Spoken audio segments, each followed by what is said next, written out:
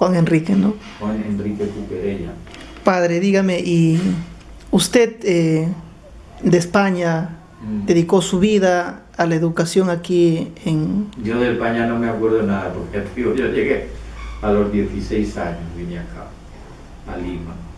Estudié todo en Lima. Estudié en la Católica, filosofía, letras, estudié teología en Cusco, así que de España yo no tengo muchos recuerdos en mi infancia, a Guayar de pequeño. Cuando le hace la primera comunión, ¿no? Primera comunión. Sí me acuerdo. Yo tenía 8 años. Él, luego me lo encontré, o sea, porque yo estudié hasta los 16 años, estudié allí en España, y Guayar me daba clases, además de haber sido quien me preparó para primera comunión cuando era chiquillo. Cuando yo tenía 12, 13 años, ya estaba en segundo, tercero y media, él me dio clases de geología. ¿Cómo era como profesor Guayar? Muy didáctico, alucinante, y los chicos lo disfrutaban mucho. Y Guayar tenía unos apuntes, porque dibujaba muy bien, con lápiz. Entonces todos los apuntes estaban hechos, no había computadoras todavía cuando él empezó. Todo lo que hay en el vicariato lo tengo yo. O sea, toda la cuestión de fotos y de publicaciones que están digitalizadas. Yo he digitalizado muchos documentos, pero son documentos, normalmente documentos del vicariato, ¿no? Pero sobre Guayar tengo también las publicaciones de él, los libros que tú conocerás. Pombo y Cordillera. La perra cazadora que tienes ahí. Tengo una publicación, esa de perra cazadora, entonces se acabó, ya no hay impresión de esta. Entonces yo saqué una digital, en vez de con esos dibujos, ese dibujo es de Guayar, el dibujo de la portada es de Guayar. Esos los he hecho yo. ¿Ah, sí? Esos, bueno, los he hecho yo, los he digitalizado yo, porque esos son de un gran investigador norteamericano que venía por acá, muy amigo de Guayar, que se llamaba Brent Berlin, que tiene todo un tomo sobre los mamíferos de la Amazonía. Y esos dibujos son los que hizo él sobre son muy buenos, y yo los digitalicé y los metí ahí. Y ese es el libro, este lo tengo yo, muy bien ajadito. Cuidado sea el de usted, padre. Esto lo publicó el Centro Amazónico. Sí. El CAC. Padre, el de Pombo y Cordillera es difícil encontrarlo. Yo tengo el de los 5 ríos, el Pombo y Cordillera sí, ese no sé si lo tengo digitalizado. Pero parece que todos sus libros del padre Guayar, al que nos da al menos una referencia de los inicios de la cultura guajún, es Pombo y Cordillera, ¿no? ¿O habrá otro? Entre Pombo y Cordilleras es la historia, sí.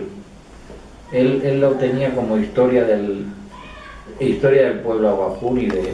Yo la historia, es que la historia del pueblo aguajún, donde está, es en los cuentos mitológicos de Manolo. Claro, ahí está. Ahí tienes los cambios de la cultura cazadora y recolectora a la cultura agrícola, con todos los mitos de Nuncuy, son todos los mitos, es el mito del cambio al cultivo.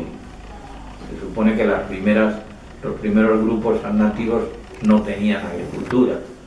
La agricultura se le revela, según el mito, a través de Nuncuy a la mujer, ¿no? Y descubre la yuca, ¿no? Sí. Pero, padre, ahí el padre Guayar dice que cuando ya llegaron o se asentaron por ahí los primeros aguarunas, Sí. Hubo antes una cultura, Claro. ahí, por los restos. Claro, ellos son el pueblo jíbaro. Vienen desde el norte, van entrando en esta zona, no entran en la zona baja. Los aguarunas no son cultura originaria amazónica. Los aguarunas es una cultura, son jíbaros, es una cultura que viene de Colombia, es una rama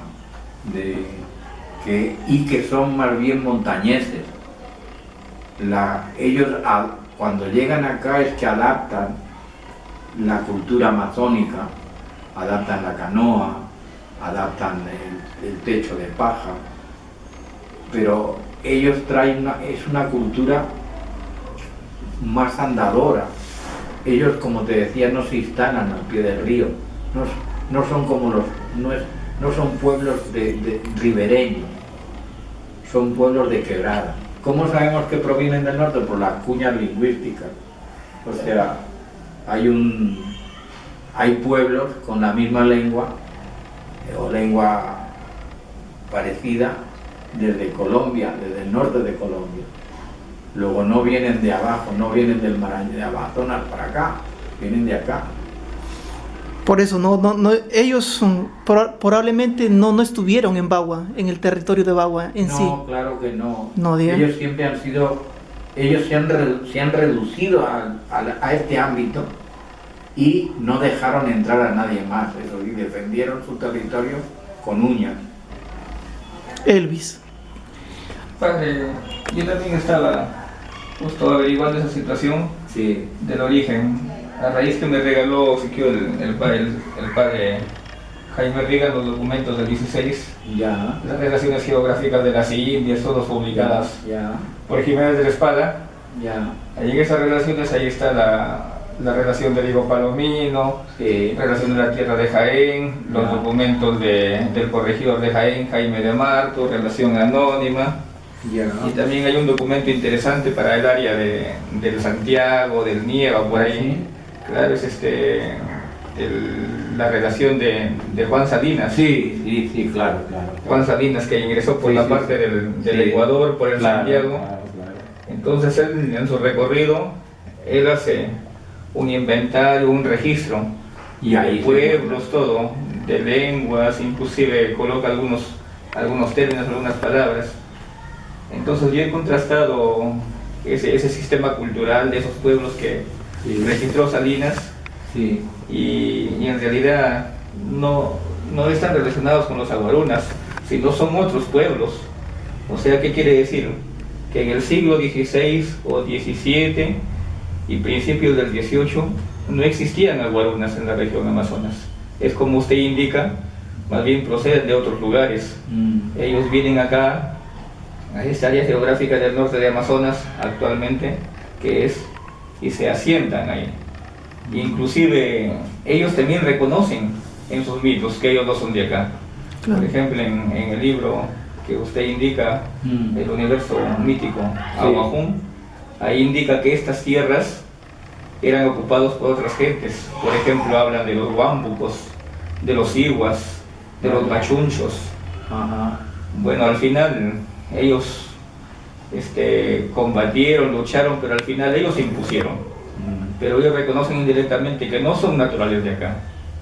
Inclusive el padre Martín Cuestas publica ahí una suerte de mito en la revista indígena, donde indica acerca de los huampucos, una tribu desaparecida del Chinchipe, dice. Y dice que el Chinchipe ahí, tanto aguarunas y huampucos se cogían en carniceras batallas, inclusive el río Chinchipe se tenía de rojo. Entonces vemos ahí que ellos no son originarios de acá, sino más bien proceden de otros lugares. Al final, como eran una sociedad guerrera, se impusieron a los grupos naturales y al final, ¿no?, de repente se mezclaron ahí, ¿no? Al final ellos se impusieron.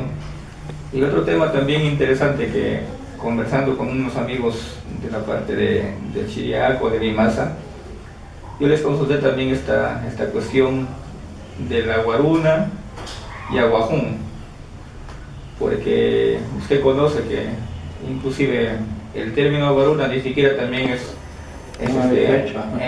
Claro, es quechua, ¿no? Ni siquiera es parte del idioma aguajún. No, Más bien son los fue, que tejen, el hombre que teje. claro, fue un término colocado Sí, por sí. la sociedad quechua, por la sociedad inca, ¿no? Así es.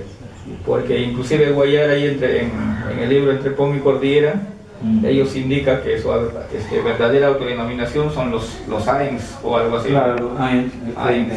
Gente, ¿no? Claro, que son los hombres, dice la gente, Así. eso, ¿no? Sí, sí, eso. Claro, Así es como ellos se denominan. claro. Ains. Si el otro término,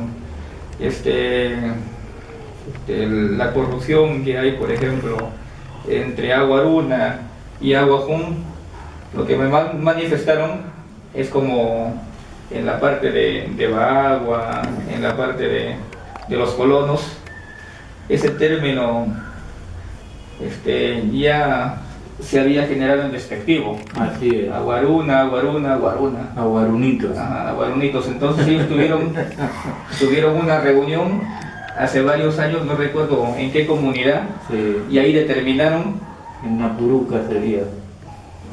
probablemente, no recuerdo bien, pero voy a revisar Sí, sí. nuevamente mis registros, y ahí determinaron que a partir de esa época dejarían de llamarse aguarunas y comenzarían a llamarse aguajún. Sí. Lo mismo pasó también con los guambisas.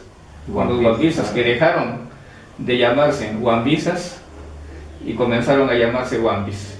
O sea, es el nombre que les habían dado pronunciado por ellos. Claro, eso no hay. Aguaruna no puede ser nunca una palabra que diga un aguajún. Claro, porque no es parte de ese idioma, ¿no? Claro. Lo que conocemos actualmente, la cultura, el idioma, ya es un tema social, un tema cultural, un tema de un momento histórico. Claro. Pero ancestralmente, por ejemplo, hace 200, hace 300 años, no existían ese grupo, tal igual que existen en la actualidad. Claro. Inclusive, como usted indica, por ejemplo, hay algunos términos de su idioma que se repiten en otros lugares. Por ejemplo, el término tuna. El término tuna, según los lingüistas, hay uno de ellos, Alfredo Torero, lo ha registrado en el Caribe, en la parte del Caribe, inclusive ahí ha sacado otros términos y más o menos lo orienta ahí, y a partir de ahí pueden, o sea, los ancestros de los aguarunas probablemente partieron de la parte del Caribe, ¿no? Seguro. Claro, y ahí en las relaciones de Diego Palomino, de la tierra de Jaén, hay un conjunto, inclusive de idiomas acá en esta parte del área de Jaén, de San Ignacio, de Abagua, de Condorcanqui, donde hay un conjunto de grupos culturales. Era una suerte de... Ahora, hay una declaración de mis hermanos los jesuitas en el siglo XVIII, en 1700, justo antes de la expulsión, en que los jesuitas que vienen trabajando en las reducciones de Maina desde abajo, o sea, ellos entran por el Napo, el Aguarico, entran desde Quito, por detrás del Cotopaxi, llegan hasta el Aguarico, que es un afluente del Napo, y por el Napo entraban al Amazonas. Y de ahí surcando, entran hasta fundan como 40 y tantas ciudades, 40 y tantas reducciones. Y Lagunas, que es la primera que hay hacia abajo, bajando de Zaramiliza, por el Marañón, llegas a Lagunas. Lagunas es de las últimas reducciones que hicieron los jesuitas en el siglo XVIII. Y esa reducción, ahí había un pueblo que eran los chayahuitas, que era un pueblo que sufría mucho, según cuenta el padre Fritz. El Fritz era el superior del... Samuel Fritz. Samuel Fritz. Era el superior de la misión en aquella época, 1760. Entonces, Fritz, estos chayahuitas sufrían las entradas, vagaban por el Pongo, los aguarunas y guambisas en 1700, por eso te digo que no está tan grande. O sea, los grupos violentos de la zona de arriba del Pongo de Manseriche aprisionaban y causaban problemas a los chayagüitas continuos. Entonces, desde Laguna, este jesuita en 1760, por ahí, 60, 61, organizan una partida de gente para ir contra los aguarunas y hacer que no bajen del Pongo y les sigan mortificando. Eso está documentado, por eso que me extraña,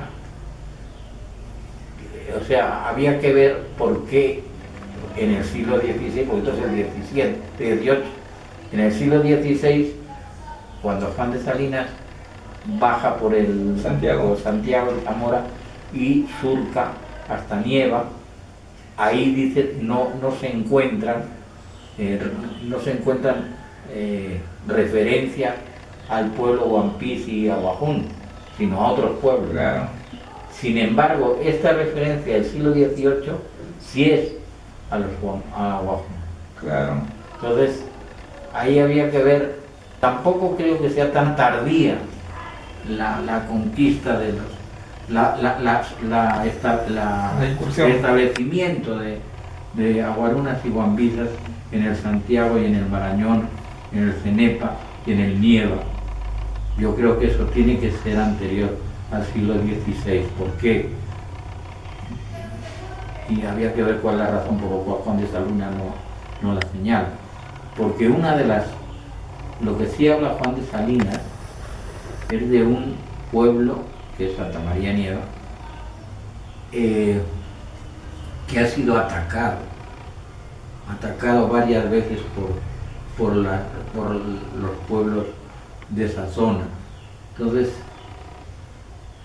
yo creo que habría que investigar más a fondo cuándo es el establecimiento porque por otro lado los Guampucos. Guampus. que salen en la mitología, eso es muy antiguo. O sea, los guampucos como enemigos que cazan a los aguarunas con redes, como hay varios dibujos de esto. Claro. O sea, es el enfrentamiento, más bien parecería, más que con un pueblo asentado ahí al que se le ataca, más bien es las bajadas por el Cenepa de los incas hacia este pueblo. Y Guayar también yo creo que pensaba eso, por lo que yo he hablado con él, o sea que estamos hablando por lo menos del siglo XIII o por ahí, o sea, casi contemporáneo con el nacimiento del Imperio Inca, que ya estos pueblos estaban en enfrentamiento con un pueblo establecido aquí con fuerza, que era el Aguajún y Huampis actuales, no sé cómo explicarían ahí. Pero yo no creo que sea muy posterior, o sea, y que los enfrentamientos en la salida, o sea, en el otro extremo, de los enfrentamientos abajo en Manseriche, hay, como te digo, esta referencia de Fritz, pero esas referencias de Diego Palomino y de las luchas en la salida del Pongo de Rentema, o sea, la parte de acá del Pongo de Rentema, con todas las poblaciones que habían acá, no sé si... O sea, es cierto que las luchas fueron muy fuertes entre los pobladores de toda la olla de Bagua, que fuera ya del territorio, pero que no hubiese ya un pueblo fuerte más allá de Rentema, eso es lo que yo no sé, había que estudiarlo más. Es una cultura demasiado asentada para que no tenga más que 3 siglos. Claro. Hasta el Rentema tenemos referencias claras, ¿no? Y para el otro lado, desde el Santiago hasta el oriente, también. y hay un vacío geográfico. Que es justo donde están estas personas. Hay un vacío geográfico, claro, donde no penetraron ahí claro, claro. los Porque españoles. las dos grandes defensores, yo siempre he dicho, en mis clases de historia que daba en el colegio, los dos grandes defensores del pueblo Guajún y Guampí eran Rentema y Malceriche. Claro. Son sus dos defensas fundamentales. Ahí no entraba nadie si no era por ahí. Eso. Y ahí entraban y les daban de alma porque quisieron bajar por el Cenepa y es la bajada del Comaina, o sea, es el falso Paquisa, la cordillera del Cóndor, que es un corte del 2.300 metros a 700. No hay valle, es un corte, Claro. es un precipicio. Y esa área, ese territorio, amplio territorio, es un vacío, ¿no? Y en ese vacío, como usted dice, están los grupos Aguajún y Guambisa, y hay una parte que queda oscura todavía en la historia de estas provincias, que hay que investigar más. se debe aclarar, ¿no? En base a los documentos, todo el registro, es una tarea bien complicada, porque no solamente se necesita del tema de documentos, sino de lingüistas, de antropólogos, claro. genéticos, quizás una excavación arqueológica. Que han desaparecido. Padre, si no fuera por los trabajos que ha hecho el padre Guayar y el padre Cuestas, tuviéramos acéfalo aquí, lo que es Jaén y Bagua y Condorcanqui, porque antes de ellos o después de ellos todavía no hay un trabajo serio acerca del origen. ¿O sí habrá, padre? Sí hay. Bueno, hubo uno que ya se murió, el pobrecito. Él vivió en Iquitos mucho tiempo. El padre era un agustino, Jesús San Román, que tiene un libro interesante, yo lo usaba en clase, se llamaba Perfiles Históricos de la Amazonía Peruana. ¿Lo has leído? Sí. Ese es. Ahí tiene referencias históricas de toda esta zona de las reducciones de los jesuitas. Y habla también, si no me acuerdo mal, de esto que te estoy diciendo del padre Fritz. Claro. Ahí, porque una de las primeras referencias de los aguarunas la encontramos en el mapa de Pedro de Maldonado, que ya es posterior al siglo XVI, ¿no? Yo he ido por ahí por la parte del Rentema. El mapa de Fritz lo conoces. Claro, sí. Sí, ahí. Ese es de 1700. Claro, del siglo XVIII, por ahí, por mediados del XVIII. 50 y tantos. Sí. Y Ese está acá, lo tiene una réplica en el vicariato. así, Sí, muy bonito. Grande. Grande, padre, ¿lo tienen así? Sí. Claro. Dibujado en grande.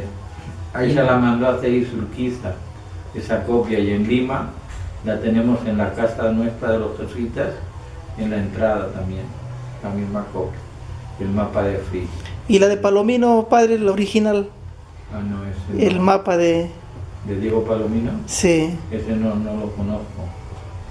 No lo tengo, lo conozco, lo he visto, pero no lo tengo digitalizado. Sale en un calco en el primer tomo de Jaime de Bergamoros. El del padre Cuestas. Martín Cuestas. Pero es un calco, porque el original, inclusive el padre creo Cuestas ha obviado unos detalles, Sí. algunas cosas, ¿sí? Porque ahora ¿Y dónde está el original? ¿En Sevilla no?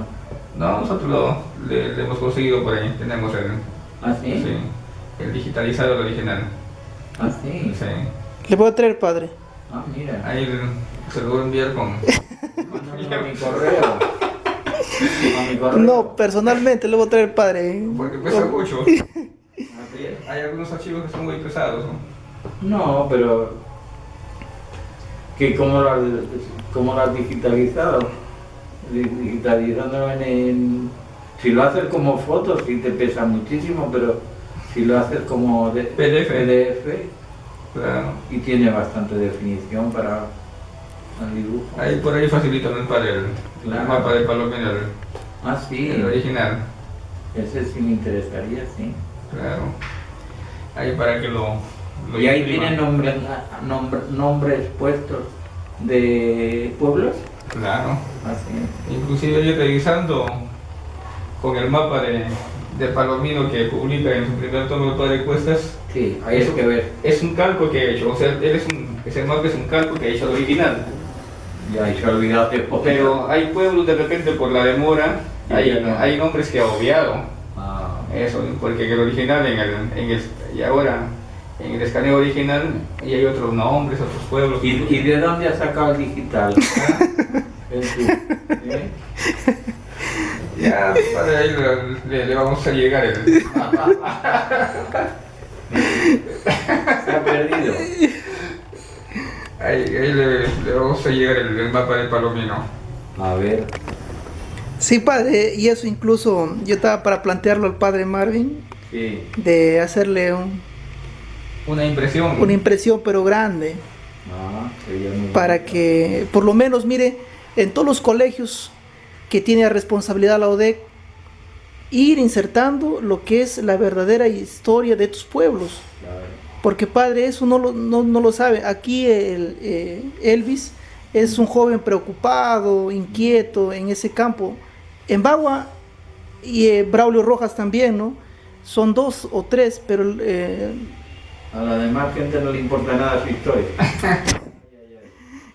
y eso hay que hacerlo, motivarlo, porque si no lo hacemos, si no nos conocemos nosotros de dónde Así somos, así es. vamos a morir, padre. Y la historia hay que conocerla para no repetir los errores. Eso ¿no? es. Estamos condenados a repetirlos. También, padre, a ver, hay que programar A ver. para reunirnos otra vez, Muy bien, cuando y quiera. conversar. Yo estoy normalmente en la mañana, voy al San Luis y en las tardes estoy acá.